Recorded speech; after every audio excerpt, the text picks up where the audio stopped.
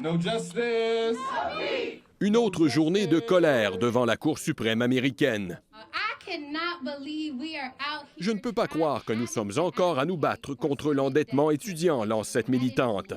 La Cour suprême vient d'invalider une promesse phare de Joe Biden qui voulait effacer 400 milliards de dollars en dette étudiante aux États-Unis.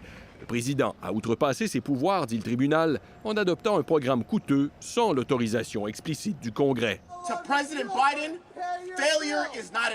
L'échec n'est pas une option, dit cet activiste qui fait monter la pression sur Joe Biden. Le président promet de trouver une autre voie pour mener à bien son engagement. La Cour ne s'arrête pas là et s'attaque à d'autres remparts progressistes.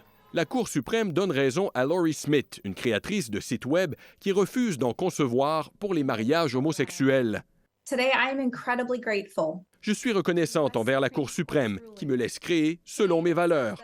Le tribunal tranche qu'elle a le droit de refuser un contrat qui va à l'encontre de ses convictions. Puisque son travail a une valeur créative, c'est une question de liberté d'expression.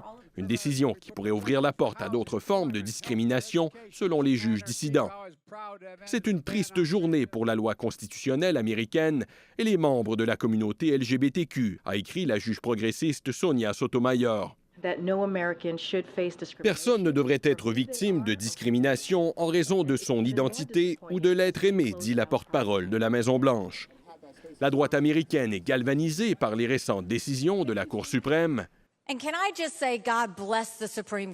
Que Dieu bénisse la Cour suprême, dit Nikki Haley, aspirante à l'investiture républicaine. Elle répare de nombreux torts.